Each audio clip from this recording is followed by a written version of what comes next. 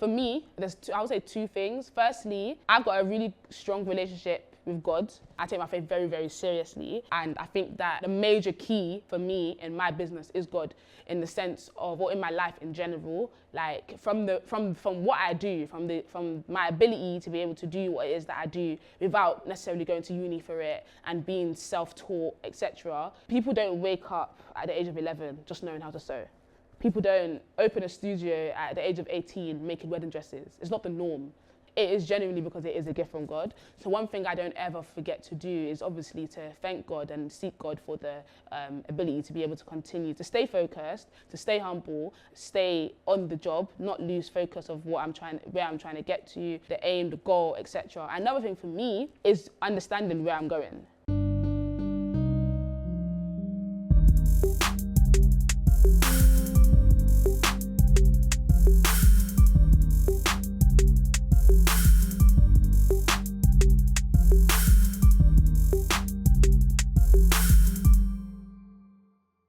My name is Gbemi Okunlola and I am a fashion designer. I specialise in bespoke bridal wear and evening wear. I think my story of how I started fashion, or how I started this, it didn't start off as bridal. It just started off with me enjoying how to sew, how to make dresses in textiles. So I think the first thing we made was a pencil case. It was a double period, but it flew by. Like when I was working on the pencil case that I was working on, I was just like, rah, like it's time to go home already. So I think really had design tech maybe twice a week. So we weren't going to be able to continue working on it until the following week, but I really wanted to continue working on it. So I snuck it in my bag and took it home. When I got home, I remember saying to my mum, oh, let me use a sewing machine so that I can finish working on the pencil case that I was working on at school. And she was just like, no, like you're going to sew your fingers. So I was like, I'm going to sew my fingers. Like my teacher showed me how to use the sewing machine. Let me just use the sewing machine, it's fine. So she was just like, no. She kept saying no. And then I think after being a bit persistent for a couple of hours, she was like, okay, that's fine. Go and take the sewing machine from the store. If you sew your fingers, don't call my name. That's your own. I continued working on my pencil case. Everyone else's was made out of like a basic cotton, but I bought like denim. I probably put a zip on it. I did like embroidery of a bunny rabbit. I don't know why I did a bunny rabbit, but I did embroidery of like a bunny rabbit on it. And yeah, I just really took it to the next level with it. I kind of just started doing little things. Like from the moment I knew how to use the sewing machine, I was just doing little things like taking apart dresses, taking apart skirts that I already had, and then using the pattern to create the same thing but out of a different fabric. So you know in school, yeah, you got V-neck jumpers and you got a tie.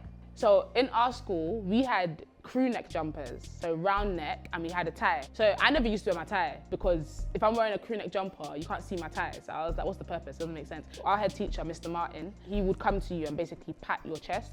And if you can't feel your tie there, then you get a detention. But I don't understand what the purpose of the tie is. No one can see the tie, like it's irrelevant.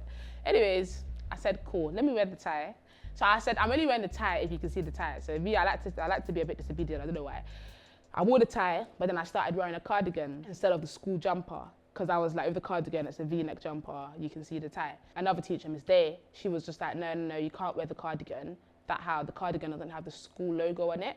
If you're gonna wear a cardigan, it needs to have the school logo. But I was like, yeah, we don't have cardigans, so how am I gonna wear it with the school logo? She was like, well, then it means you got to wear the jumper then. And I was like, okay, cool.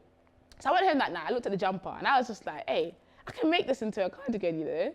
So basically, I just got the crew neck, cut it down the middle, made it into a V-neck, and then sewed it up a bit, put buttons on it, and boom, it was a cardigan. Wore to school the next day, Miss Day came to me again and was like, oh no, I already told you about this, you can't. And I was like, no, but you said if it has a school logo on it, I can wear it. She was just like, how did you get a school logo on it? And I was just like, don't worry about that. But anyways, that was that. So I made a little business out of selling cardigans. I think in a day, I was doing like 5 cardigans and I was selling them for £20. So obviously, like, if you look back at that, like them times, like making 5 cardigans a day was pretty lit. I was doing that for a bit, and then there was one teacher who was enemy of progress. She started teaching kids how to do it themselves. and then people stopped coming to buy it from me. So I was just like, oh, I missed out on business a little bit, but that wasn't too deep. I was doing it because I enjoyed it, and then obviously it just brought in money at the time.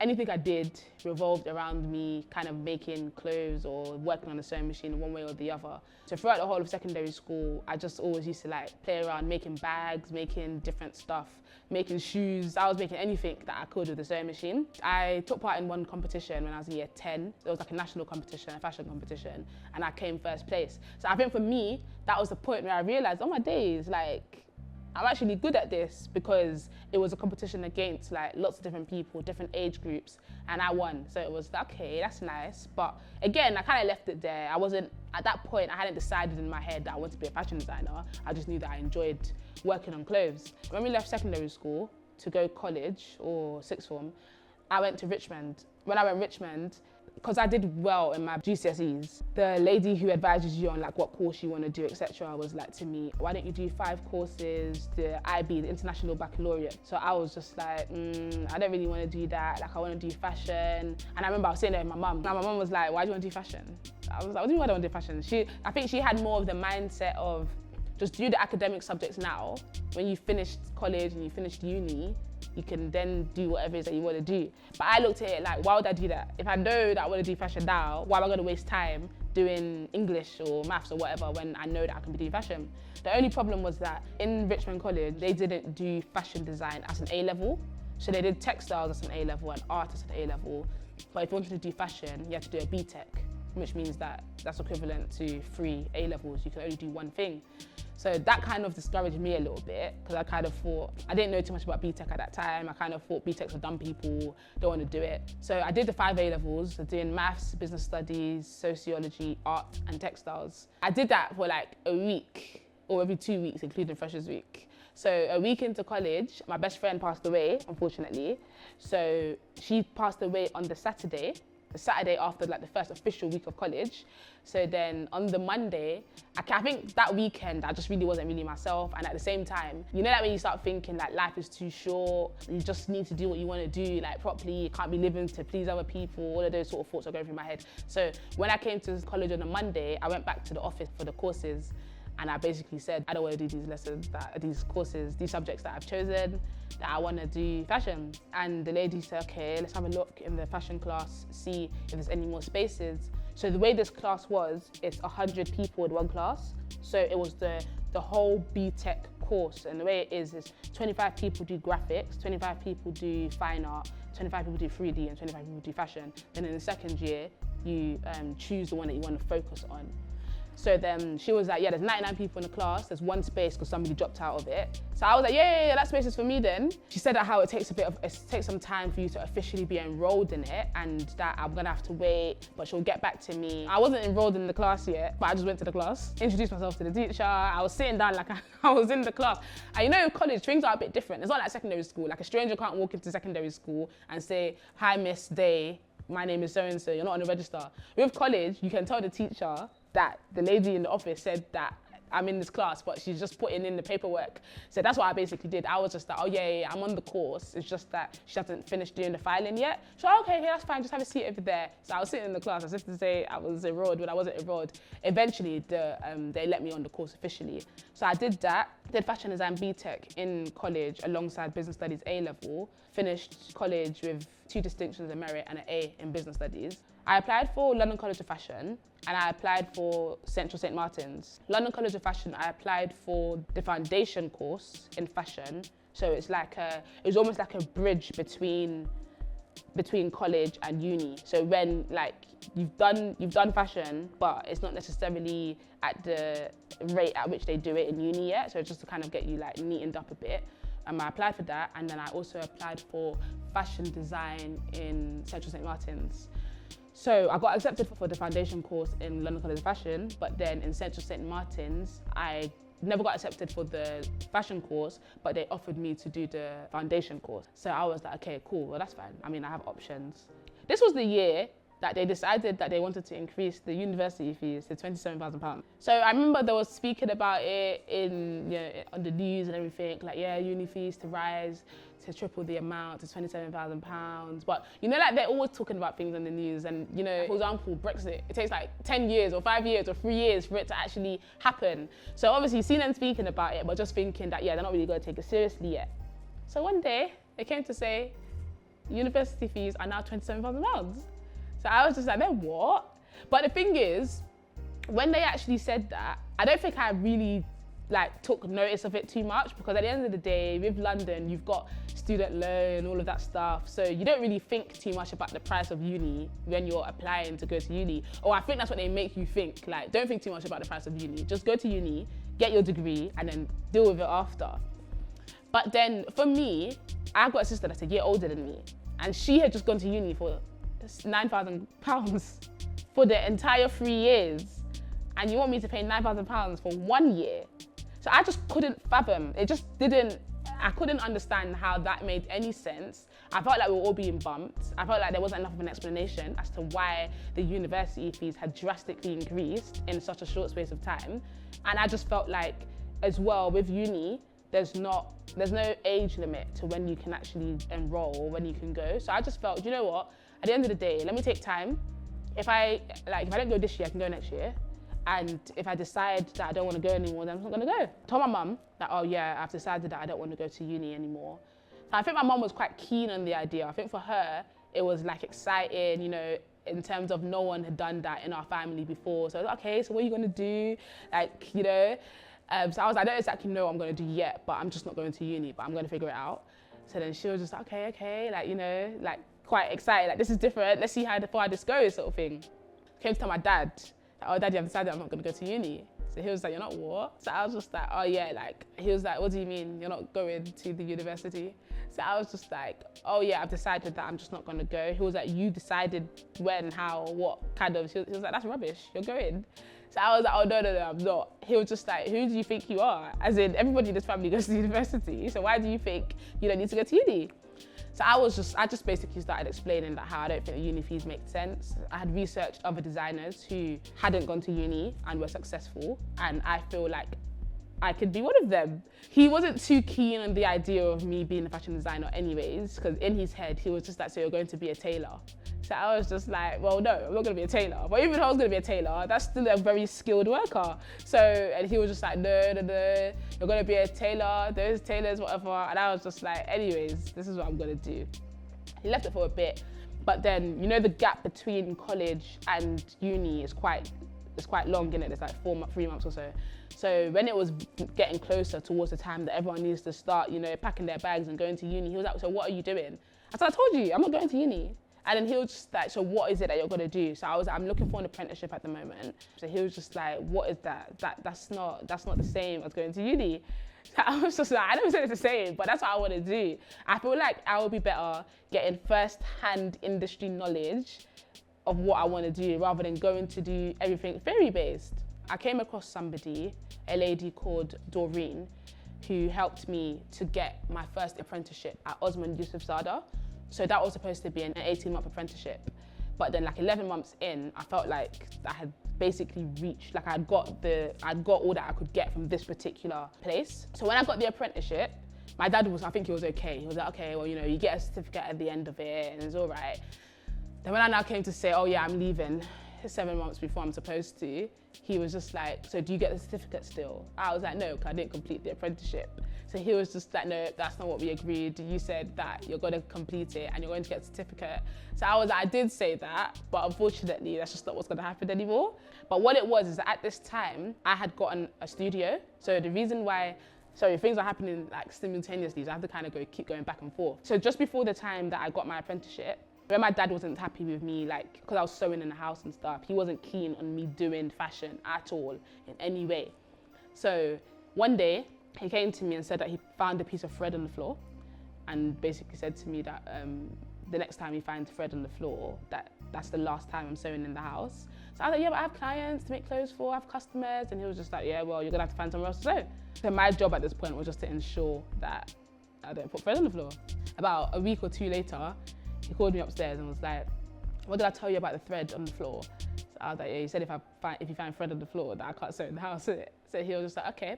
He lifted, probably, you know what, it was like something like this. You can't even see it, but it was literally, like I promise you, it was no longer than 2 inches. It was the smallest piece of thread, yeah, I'd ever seen.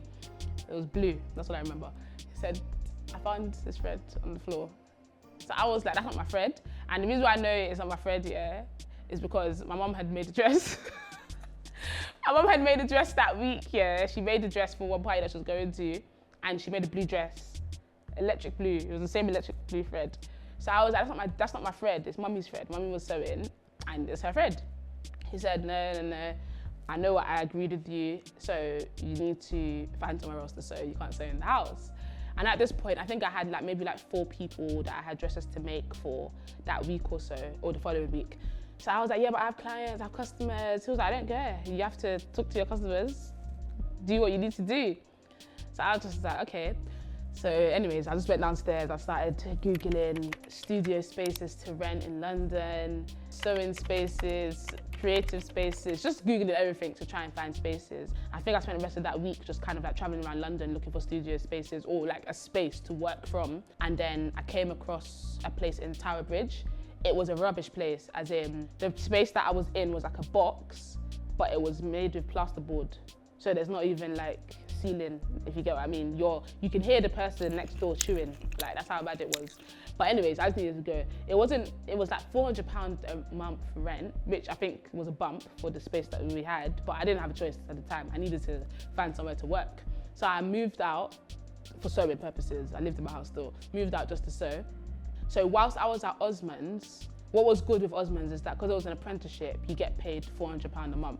So basically every time I got paid, it just went straight to cover my rent. At least I know I'm covering my rent, even if I didn't get one dress booking. I didn't want to stop doing what I was doing. I didn't want to stop doing my own thing whilst I was working at Osmond's, but at the same time, I did see the importance of working at Osmond's. I would go to my studio in the morning at 7 a.m. I worked there from 7 to 9 or 9:30. Then I would travel from my studio to Osmond's to get there for 10. And then I would work at Osmond's from 10 to 6. Then come back to my studio for 6:37 and work till midnight. And I was doing this every day for 11 months. So I was tired, man. I was just this is long, but at the same time, I was weighing up in my head, I can't stop doing what I'm doing. Because if I stop doing what I'm doing, then I'm gonna become irrelevant. And then by the time I want to come back in the game, people are going to be like, please, you're old news, sort of thing. But at the same time, I was learning at Osmond's, so I didn't want to leave Osmond's. I was just let me just ride out until I feel like I'm at the point where I can actually leave, and I'll go. So when that 11 months lapsed, I obviously left. So I was doing my own thing for some time. And then my dad came back on my case and was like, you need to go back and find another apprenticeship or an internship. I think at this point, he wasn't really seeing any growth. As in, he's not in my studio with me. He's not on social media. He doesn't know what's happening. In his head, he's just thinking, you're just coming in and out every day. What's happening? Is anything happening? I can't see no growth. I can't see no nothing. So he was just you need to go have another internship or apprenticeship. So I applied for another one, worked at another place called Theodore Galan for about 4 months. And then after that, I basically said, that's it. I'm going to do my own thing. I don't know exactly how I'm going to do it, but I'm going to do my own thing. Yeah, this is what I'm going to do. And I think at that point, maybe he kind of could tell that I was literally there was nothing that was going to stop me from doing it. I'm just going to do it. So he was just it's your life, do what you want. I said, cool.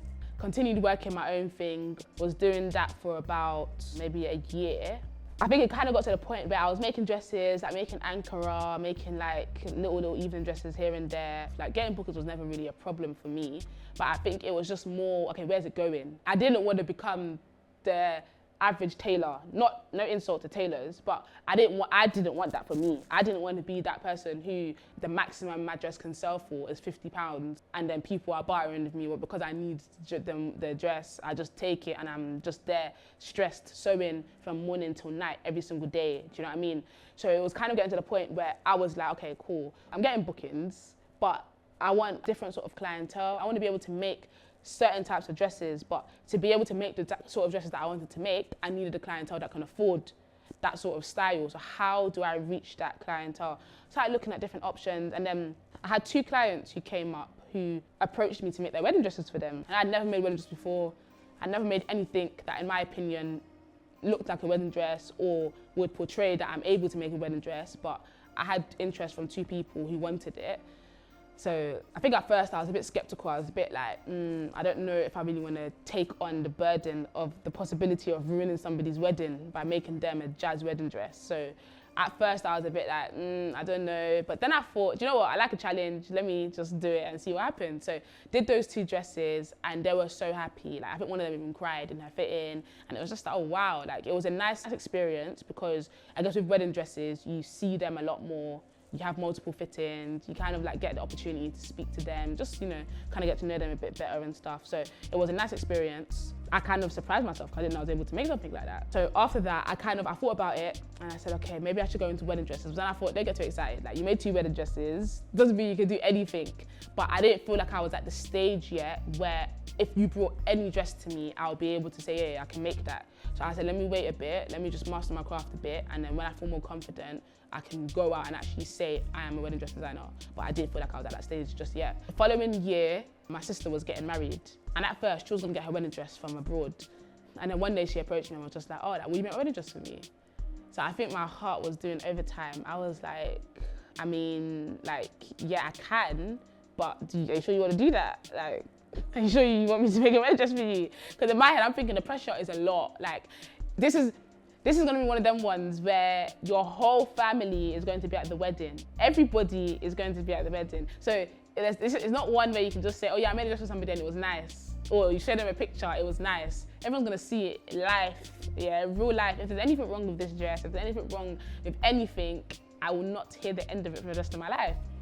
So I didn't know if I wanted the stress. I was just a bit like, oh, I don't know. But in the end, I took it. It was the hardest dress I've ever made. Not because of the style, because the style was relatively simple, but just because of knowing who I was making the dress for and knowing everyone's gonna see it and just the pressure of the whole idea. So I did that, and then in the end, like everybody loved it, she loved it. For me, at that point, it was kind of like, that was the tick, the go ahead. That for me was like, okay, cool. I value what my family thinks of my work and stuff. So when they were like, oh yeah, it was good, I think for me, that was the approval to say, okay, I'm able to do this now.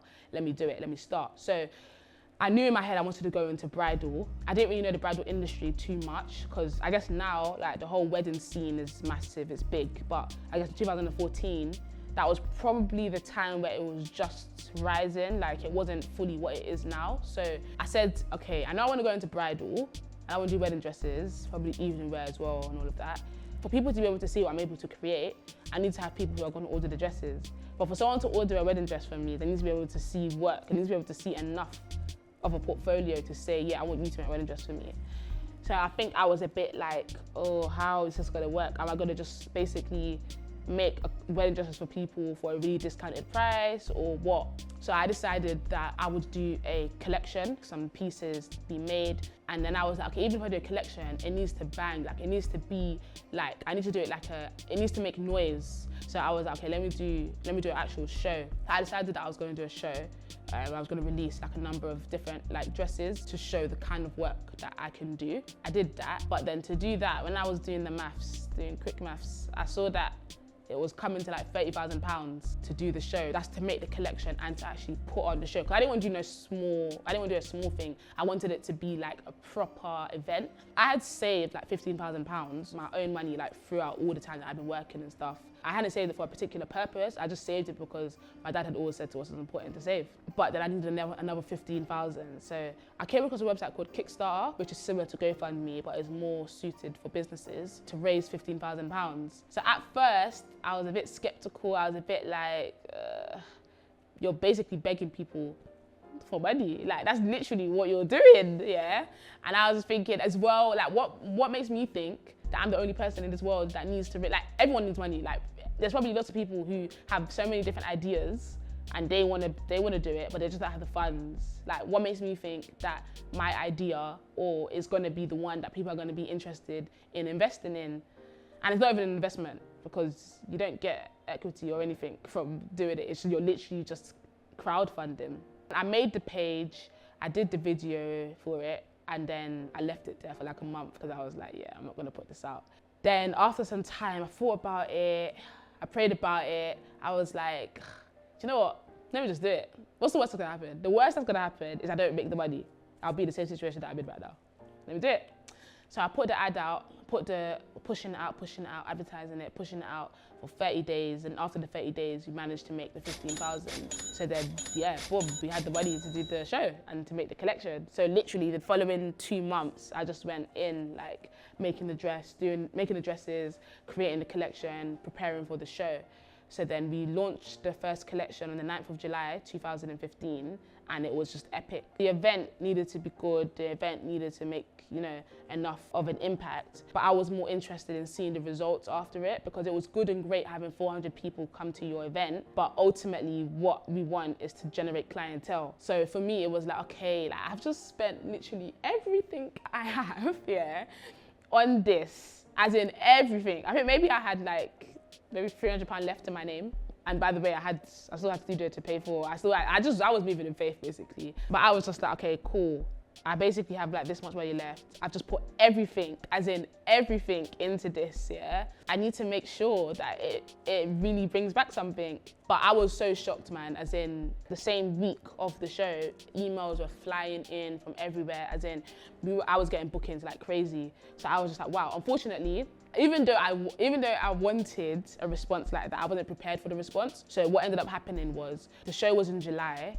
So people who were getting married like in August, September, who didn't have wedding dresses wanted it, but I wasn't prepared to be able to do that. So I wasn't able to like do many bookings for that year. But then the following year, we just went fully, like we went in, and then that's like when I would say we went fully into like the whole bridal thing in 2016. And then literally from there, it was just like, yeah, like, I mean, I don't know what best way to describe it, but it was literally like, that's when, okay, we got the name as Britain's youngest bespoke bridal brand. I was able to actually employ people to start working with me, to be able to take on more work, be able to get an extra studio, do up the studio, like just do things that I just didn't think I would be able to do at the stage or at the point at which we were doing it. God would just blow my mind, just doing things in the way that I didn't anticipate.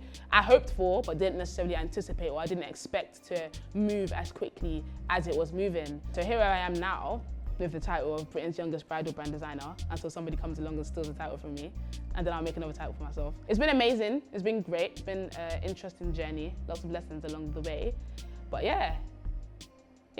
When I first started, so when I actually started sewing, which was when I was in year 7, I was 11. When I started my business, so as in started Alonuko, that was when I left college. So that would be, how old do you leave college? I think I was 17 because my birthday's in summer. But I would have been, let's just say 17, 18. I guess I come from a creative family. We kind of like, we're all quite forward in regards to when you have an idea, we kind of go with it. Whether it's a money-making idea or if it's just an idea, it's just good to experiment. So I think maybe if you find the average 11-year-old, I don't know, what's the average 11-year-old doing today? Probably not making dresses. I would definitely say 11 is young. At the same time, I don't think that people should use age as a limit. I'm not saying that people should starting businesses. I mean, if you have the ability and the resources to do so, then by all means, do it. The younger, the better. You have less to lose. You have nothing to lose. For me, regardless whether I made a dress or not, it doesn't make a difference. As in, I'm not paying rent. When I was 11, I'm not paying rent. If I make a mistake and no one knew me, like, I mean, there's one mistake and I've learned from early, as in, I've made the mistake of, for example, I think one time when maybe I was like 13 or 14, somebody had booked a dress from me, and I think I just made a really silly mistake to not put it in my diary as soon as it was booked. So the date, I mean, obviously there's a number of things that you can say, why didn't this happen before? I mean, you could say, how come she didn't contact me days before to confirm the collection day, whatever. I mean, we can list things, but it came to the day that she needed the dress for, or maybe the day before, and she was just calling me to find out, what time should I come and collect the dress? And I was like, the dress, what dress, what are you talking about? And she was just like, what? I booked a dress with you? Obviously, back then I wasn't doing deposits and stuff like that, so it was very easy for it to just get lost in the wind. So, I mean, little stuff like that, I was like 14, so if I was at dad's house. So, I mean, the chances of somebody coming to my house and really wanting to start a problem with me, it was very unlikely that was gonna happen. If I started doing things like that now, it's game over. What? As in, someone comes to the studio and they've booked and they've paid and I've come to tell them that there's no dress. It would be like, what? So I think one good thing of starting young and starting when you literally have nothing to lose is that you have nothing to lose. So if anything goes wrong, it's just like, okay, that's a mistake. I've learned from it. I'll make sure I don't do that again. I see people starting businesses, they're married, they have kids, they have a house to look after, and they stick at what they do. But I would definitely say they've got a lot more responsibilities. They have a lot more things to consider. Their business might not necessarily be their priority. Whereas with me, at the time when I started, I was just a young girl living at my mum's and dad's house. There was nothing else that took priority to that extent. I mean, obviously my personal life, my relationship with God, etc. But in terms of like handwork, it was like I could put all my time and effort into it. So I would definitely say, starting from a young age, I started from 11, starting from a young age, 100% is a good thing. Like I can say now, I've been in the industry over 10 years. There's not a lot of 23-year-olds that can say that they've been in the industry for 10 years. Even if you do the maths, it doesn't make sense logically, but that's an advantage that I have. Do you know what? My days have changed slightly from when I first started. It was only me. There was only me sewing. There was no one doing emails. I was doing emails, I was doing sewing, I was buying fabric, I was doing everything. So I would say back then, that was like, what, a year and a half ago, 2 years ago, 8 o'clock to get to the fabric shops for like 9. And I wouldn't get home till like maybe midnight, 1. And it was just full on. As in anything that needed to be done was done. I was answering the phone, sewing, responding to emails all at the same time, meeting with clients in the evening and going back to sewing. It was a lot, man. As in I was losing weight just from not being able to eat because my days are crazy. There wasn't necessarily no structure to the day. As in I would try and answer emails twice a day, in the morning and in the evening, but it was just more, okay, someone's coming to pick up a dress in 2 days. You need to finish the dress. You need to do this, you need to do that. It was it was a lot. It was a lot of things. But that was because there was just one of me. Obviously, I then was able to employ one person, my PA, who does all the emails and stuff. So then at that point, I was able to focus on the production. But even with that, I was still the person sourcing fabric, doing the fittings, doing the consultations, doing the production. So again, even though I still had a structure in my day, daytime I'm making, evenings I'm fitting, doing consultations, but it was still like weekends I'm doing weddings, I'm dressing brides. I think now, because I've actually got people who are doing production as well, so I can actually, have the days where I come to work at 12, come to work at 2, or I'm not coming to work today, which is nice. To ensure that I have the most effective day, my food is important.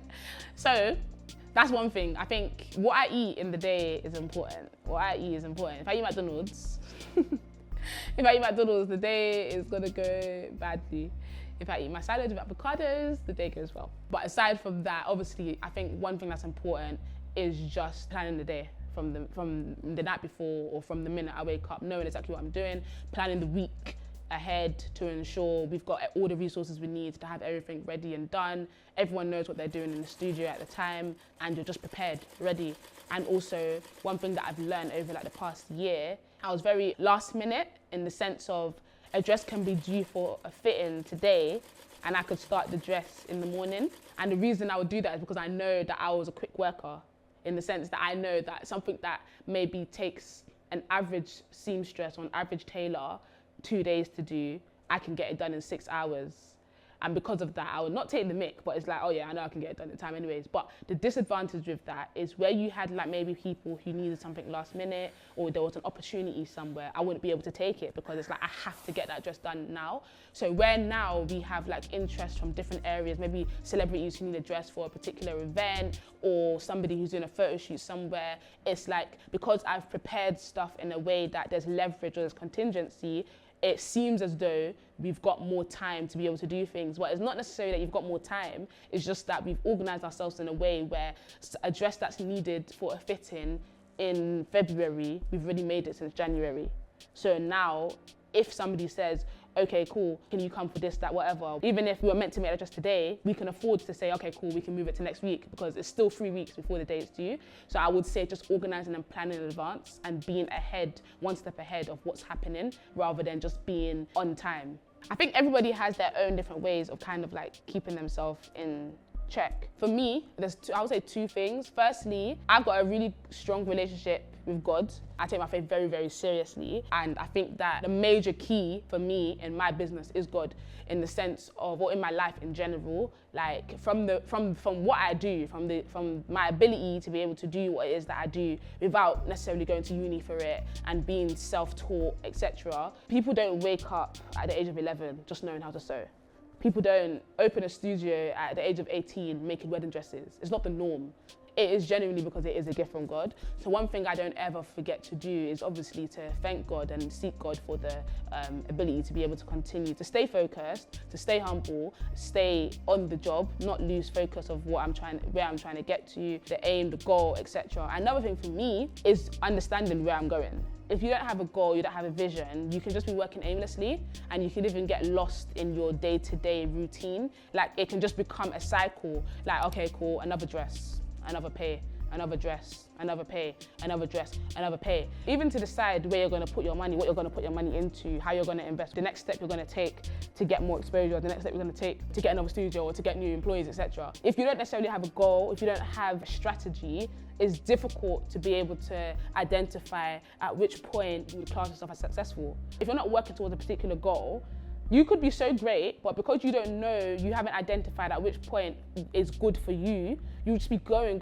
killing yourself, and you don't realize that you've actually got somewhere, and you need to take time to step back, look at what you've done, look at what worked, what didn't work, continue to do what worked, or change what didn't work, etc. But keep your eye on the goal. If there's no goal, if there's no aim, there's no ambition, you're just doing it because it feels good, you're just doing it because people know you, etc. Then sooner or later, that's not going to keep you going. It will fade. People will stop knowing you. Somebody will get married. They don't need you again. Do you know what I mean? At the end of the day, all that's going to happen is you're going to get tired of doing what you're doing because you're not going to find joy in it anymore. So it's just obviously remembering why you're doing it, keeping it fun for yourself. Like, doing the same thing every day can definitely get boring. But that's why for me, I had to do bespoke, because I can't be making the same dress every single day. It's easy, because if you're doing the same thing every single day and getting paid for it, then it's easy. But it's boring for me, personally. So I knew that whatever I do, I have to do bespoke. I have to do it in a way that I come to work and I'm literally cracking my brain. How do I do that part of the dress? I've never done that before. When I do it, I'm like, oh my days, I can't believe I just did that. That's so sick. Staying focused for me includes keeping it fun, keeping it relevant, remembering the goal, remembering where I'm trying to get to, staying focused, yeah. Whether it's particularly in my field or you have some form of creative ambition or goal, I would say you don't sleep until the job is done. If we didn't have time or we didn't have clocks or watches, the only thing that would be able to tell you how far the day is going is the sun setting, the sun rising. But let's say we were in a room and we had no access to sunlight outside. The only thing that will let you know whether or not it's time to stop is when your body gets tired, yeah? But the thing is, we have the ability to train our body to be able to work longer than we think we can work and rest shorter than we think we need to rest. I think one thing is that we feel like the day, a standard day, should be a 9 to 5 or a 10 to 6, because on average that's what you see. Or if you work in the night, you sleep throughout the day. If you work in the day, you sleep throughout the night. Now obviously, practically, that makes sense. But the reality is, at the start of anything, to build a foundation, that it takes a lot, especially if you're trying to build a business. If you're working for somebody or you're working alongside somebody or there's two of you, etc., maybe, you can probably divide the workload. But if you're trying to start something from fresh, if you think about even when they're building a house or making some form of structure, building anything, sometimes you see them working on just the ground for ages, and then you come back to the area a week later or a couple of weeks later, and it's all of a sudden there's a building there.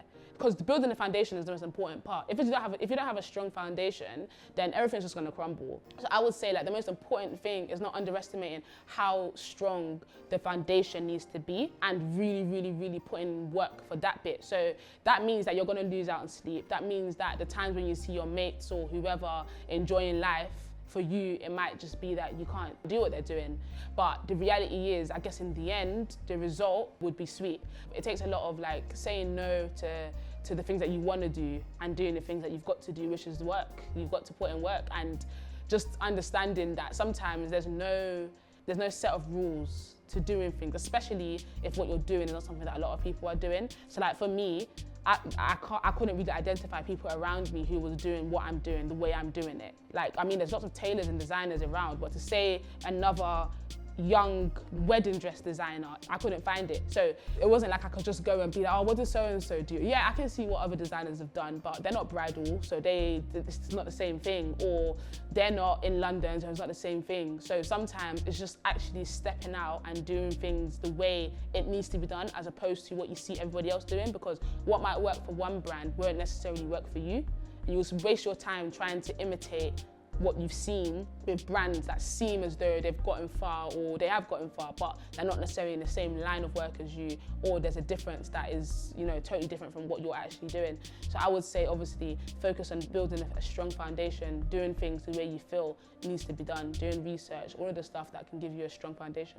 Getting clients wasn't necessarily the hardest part. I think for me, getting the kind of clients that I wanted was more where I felt like, not that there was anything wrong with the clients that I was getting, but I wanted to make dresses that were, the fabric alone costed a certain amount, whereas people's budgets were below that. I would say that one thing that people need to remember is that when you start, you're nobody. You're somebody, but you're not really anybody to everybody else. Starting a brand, starting a business and thinking that you can start with the high-end luxury prices, some people can do it and it works, but the chances are it's not gonna work. Nobody knows you yet. Unless you've got like a mad celebrity endorsement, or your family knows, I don't know, the royal family, or like you had so much money that you could push out into the branding of your business or something. A lot of the time, you're gonna feel like you're undercutting yourself. You're gonna feel like you're not getting what you should be getting with the amount of work that you're putting in. But it's just about getting the recognition that you need. So for me, when I first started, I was selling dresses for £12.50. Like literally £12.50, as in, by the time I've bought lining, it's £5. I've made £5 on the dress. That took me a whole day. That is rubbish. There was two things. At the time at which I was doing it, I wasn't necessarily doing it for money. I was doing it because it was fun. Secondly, I knew that I wouldn't be doing that forever. But I guess I'm not advising anyone to go and be making dresses for £12.50, because a 15-year-old back then sewing in their mum's and dad's house is different to a 25-year-old, for example, trying to make a business now. But definitely one thing I would say important to try and get clientele is understanding that you're going to have to take a loss sometimes just to start up, and then as time goes you will make back the losses that you had back then if your brand goes as far as you would like it to go. I would say having a team is incredibly important, but I do think it's possible to do it yourself. It's just obviously there's some disadvantages to that. The reason I'm saying it's important is because now I have a team. When I started, I didn't have a team. I didn't literally have a team. Like, I had a team in the sense of I had my family, my friends who are my supporters, but I didn't have a team in the sense where you're getting paid for that, you're getting paid for that, that's your job, that's your job. But now that I do have that, I can see the major difference, as in a huge difference. Like, one thing with business is that even though there's a creative side, so the whole designing, the making, the sitting down with the clients, there's also the planning side in terms of the planning of the actual business and how the business is going to be run and how it's going to grow.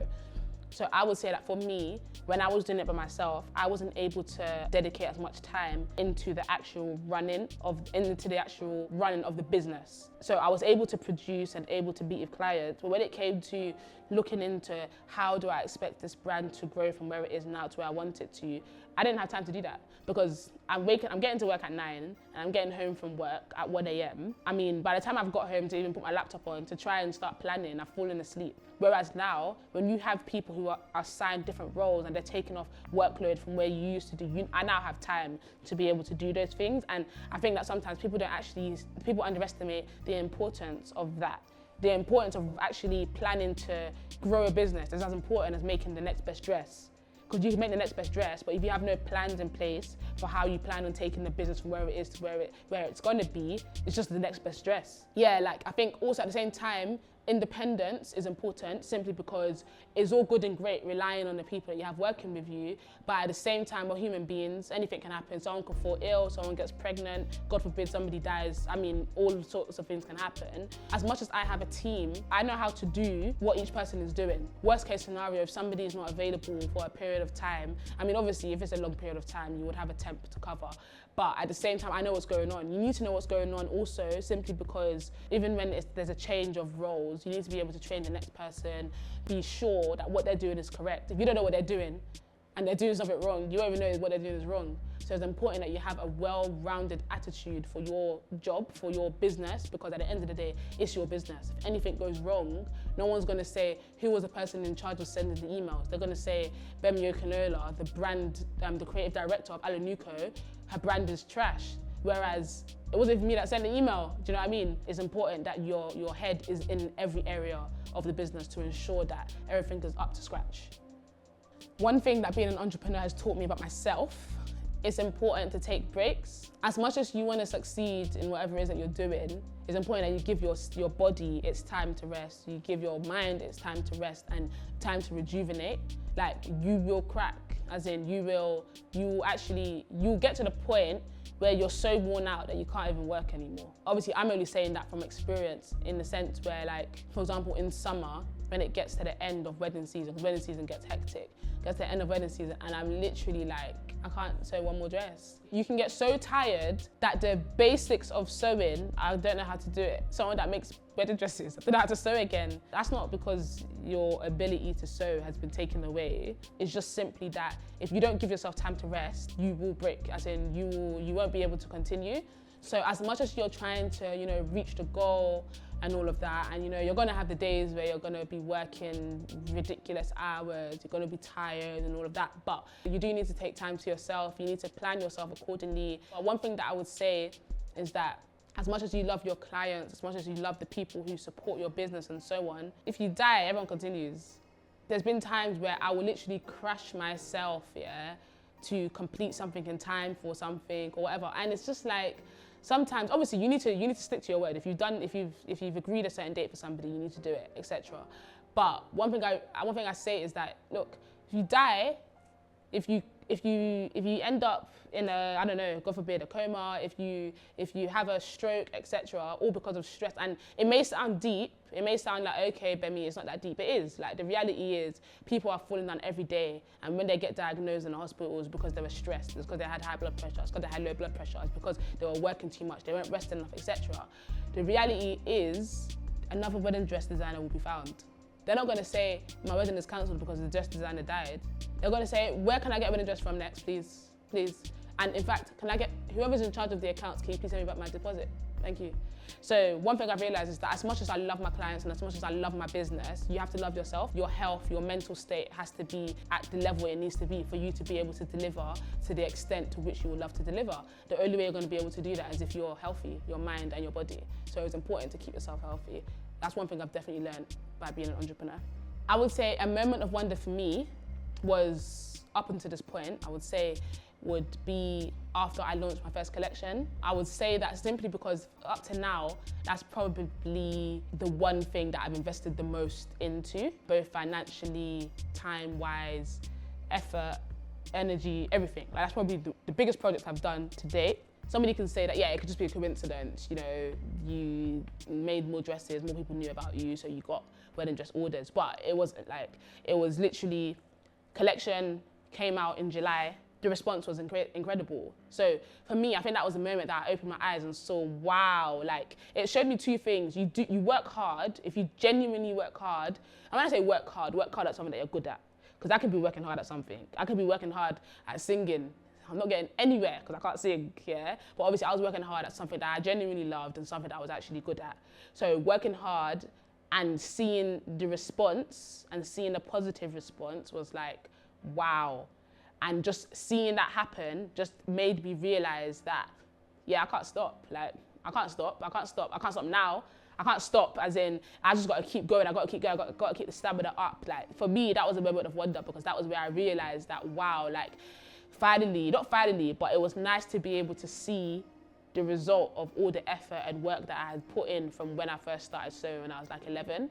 So for me, that's when I realized that, wow, like, I really actually want to do this. I've decided that this is what I want to do and this is what I'm going to do. I'm going to do whatever it takes for me to make this something that it needs to be, something that I believe it can be.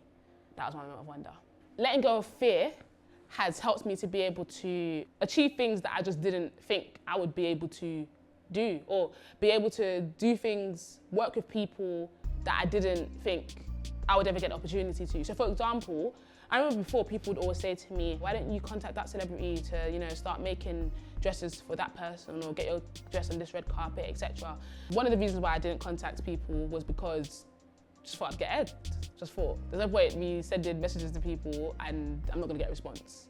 There was that. There was also the fear of putting dresses on celebs. Obviously, it gets a lot more recognition because they're celebrities. And what if people don't like my dress? What if like, you know, when you see like in the magazines and that, the dresses, the most hated dresses at the awards. What if my dress is listed in the most hated dresses of the awards? I know people like to say all publicity is good publicity, but I don't know if I fully agree with that. Like, if nobody has heard about the brand before and the first time you're hearing about it is about an ugly dress, I'm ruined. So I used to think, no, you know what? Let me just stay safe. Let me just do what I do. I'm content, I'm happy. Let me just do that. But then, you know what? I got to a point where I was just like, you know what, yeah? Unless I reach deeper, I'm not getting deeper. Let me just do things. And what's the worst that's gonna happen? I contact a celebrity, they air me, or they say no. Again, I'm in the same position that I was in anyways. I wasn't making it for them. So now, I just do things. If I have the idea, if I have the mindset, if I get a quick idea to do something, I just do it. Contact them. Hi, my name is so-and-so, I'd love to make a dress for you. You say no? Okay, cool.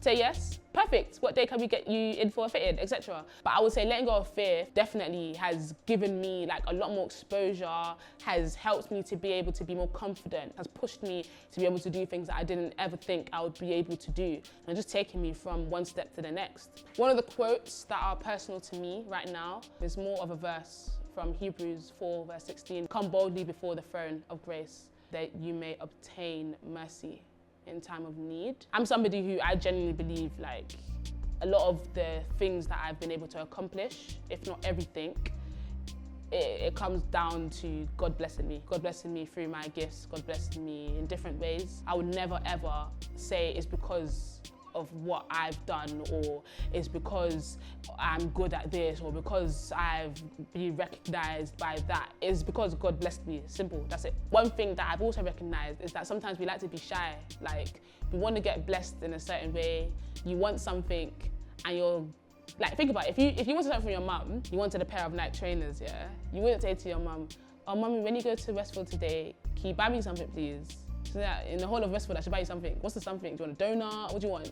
Like, do you want a jacket? What do you want? Sometimes when we pray, if you pray, sometimes we like to say, oh God bless me. Oh God, just give me something. Like, just bless me. Like, sometimes you find yourself rambling, just saying jazz in prayers. But it got to the point where I used to do that. I used to be like, oh yeah, oh God bless me, man. God bless me. Like, oh, you've seen my work. God bless me. God bless me. And it's like, no, it's not God bless you. It's not just God bless you. So I started saying stuff like, God, like, I want this and I want that. Yeah. If I am in your will, please bless me with this and bless me with that. If I am not in your will, if what I'm doing is not of you, it's not righteous, it's not what you want for my life, then take me and put me on the path that you want me to be on, yeah? If what I'm doing is not pleasing you, then convict me, show me what you want me to do to be able to be pleasing to you. But I think sometimes we can be afraid to even put those sort of prayers in place, because if you're saying that if you're saying that if what I'm doing is not your will and take me and put me in your will, then you have to be ready to basically accept that everything you're doing right now could just be cancelled. And God might say, I don't want you to do this, I want you to do this. You have to be willing and ready to accept whatever it is that God, but I basically had to come to that place where I had to say, okay, do you know what? I want to live a life that's pleasing to you. Whatever I do, I want you to be able to look at me and say, yeah, this is the plan that I had. This is the purpose I had for your life. So I had to start praying intentional prayers that I want this, I want that, I want this. If it's your will for my life, bless me in this way. So that's the reason why that scripture for me, I feel is very powerful, because it helps me to understand that even though God knows your every need and he knows your every want, he also wants you to come before him and say, I want this. If you're willing, bless me in this way, give me this and that, whatever, etc. So it's about being bold, not being hesitant with making your request known before God. But for me, it's about being bold in your requests. So yeah, being bold. Hebrews 4 verse 16. At the end of every year, I always do this goals thing. So like in the end of 2016, I went out with a couple of my friends and we basically all wrote down our goals for 2016, put it in a little jar, and we said we'll open it at the end of 2017. On my sheet, I had written, by the end of 2017, I want to be in a position where I can be looking into getting another studio so that I can do my fittings and consultations in one room and do my production in another. And I also want to be in a position where I am financially comfortable to be able to employ more staff. That was at the end of 2016. By February 2017, I had employed 2 more people, and by June 2017, I had got my new space. So when that happened, I didn't remember what I'd written. I didn't remember what I'd prayed for. Because it's like the year was going, innit? 2017 was busy for me. So I was just going, I was just doing. When I got to the end of 2017 and I opened it, I was like, oh my days, I forgot I even wrote that. I forgot I even said that. That's what I wanted. And I had made those prayers for the end of 2017. By the end of 2017, I want to be in a position that I can be moving in. So it wasn't even a thing where I was saying I wanted a new CD 2017. But that's the thing, God gave me even more than I even asked for. But at the same time, it was like I had made my request known and I was bold with it. Like for me, in 2016, that was a bold statement. Like for me to be saying I want to be able to do those things, it was almost like I didn't think I would really be able to. So, boy, God, I'm leaning on you. If you want to, bless me. If you want, don't bless me. But I was making requests for the end of 2017. God had blessed me before half of the year had even come and gone. Do you know what I mean? But it's all about like putting those requests to him and just trusting that he can do what he wants to do with your life. But obviously, as long as this is will, innit? I want to be remembered as somebody who was able to make a positive impact in the world. I mean, that's a big statement to make, but it's possible. Like, you see people who make it to 30, and in the short 30 years, they've made an impact in the world. You see people who are 18, and by the small 18 years they've lived, they've made an impact. So, God willing, if I make it to a good old ripe age, I would like to believe that anybody that, and not just in the fashion world, like, it's not, I've got dreams and ambitions that are not just for the fashion world. I mean, I recently started a sewing school. As much as I love sewing, I've started something that has created a career for me, or I've been able to create a career with. I see a need. I feel like the ability for basic sewing, I feel like the need is there. I feel like I had the ability to teach and I had the desire to teach. So I thought, why not? I can see the prices that places are charging, and I thought, that's a lot, man. Like, or alternatively, you would have to enroll into like a whole university, dedicate your entire life to learning how to sew. Whereas I know that I can give people that for a reduced rate, and I can guarantee you'll be able to get something tangible from that. Okay, so it's pretty basic, yeah? Like, again, do what it says. If they say take measurements for your bust, you just take the measurements for the bust. You don't do anything more. You don't add, you don't take away. Just take measurements for the bust, yeah?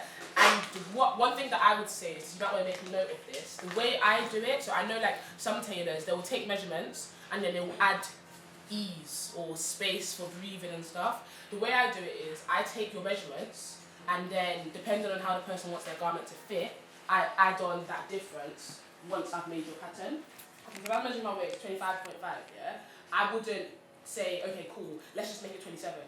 I would make it 25.5, and then if the garment that I was making, I wanted to have a loose fit, then I will add whatever difference I need to add in the process of production. So it's easier to adjust something rather than take away. You ruin the form, it's not equal, it's not even, and then you just got a problem. So the best thing to do is measure just as the person is. So it's literally so straightforward. Like, even show me this. If you want to measure their busts, literally, that's what you want to do. That is it.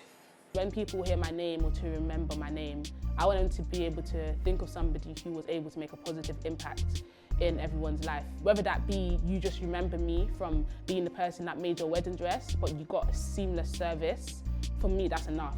Whether it's that you saw a video where I was speaking about my journey and the struggles that I may have faced and how I overcame, etc., what it may be, that encouraged you. Whether it's that you saw that I started something from an early age and that encouraged you to start something from an early age. Whatever it may be, because I don't know, sometimes you're doing something, you're not necessarily doing it with the purpose of trying to encourage, but through it, people can be encouraged. I don't want people to look at me and to be envious.